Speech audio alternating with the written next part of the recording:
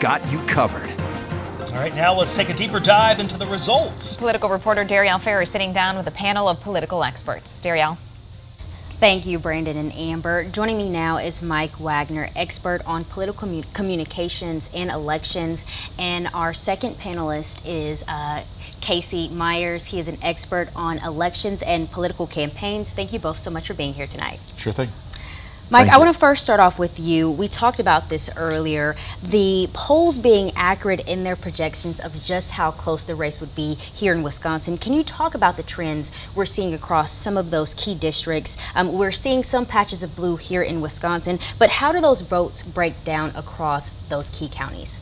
They're breaking down in ways that are really similar to the last presidential election, but with the tiniest differences that so far are advantaging President Trump. A 0.5 percentage point in Dane County from the counted votes so far, maybe 2 percentage points in Milwaukee, a little bit up in Brown County, just to our south in Greene County, 2 of the 3 WOW counties. All of these have 1 or 2 percentage points of reported count so far that are better for Trump in 2024 than they were in 2020, and that's explaining his lead.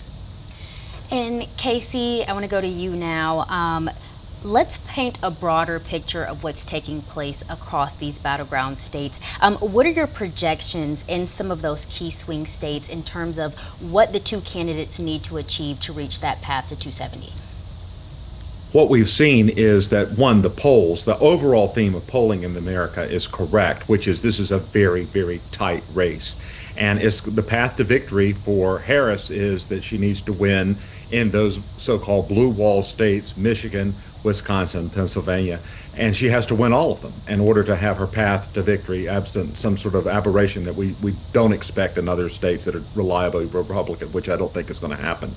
So for Trump, he only has to win one of those 3. And so what we're going to see, I think, is a real concentration on the returns. And what Trump has to do well is he has to outperform. He doesn't have to win in these blue districts or these blue areas. He has to outperform what he did in 2020. And that seems to be the case so far. But now, again, we don't have all of the votes in these swing states. And so one of the things that we'll be watching for is how late is it that we get the call about who wins these states. And we may be looking at an election result that doesn't come in for a few days.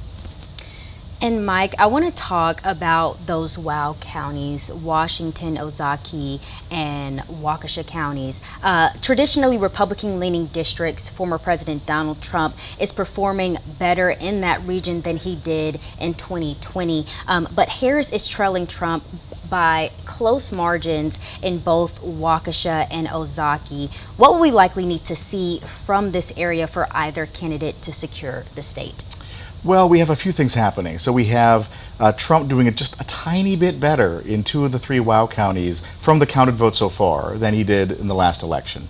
And we don't have enough of the Milwaukee vote in yet to really know how that's going to play out. And so there's going to be a huge influx likely for Kamala Harris from the Milwaukee County vote that comes in the middle of the night, with the absentee votes being counted the way they're legally required to be. And these tiny little changes in the WOW counties that had been bleeding Republican support from 2020 to the Supreme Court race in 2022, but the bleeding so far with the count appears to have stopped, and these remaining wards will be critical to understanding who's going to be the winner of Wisconsin.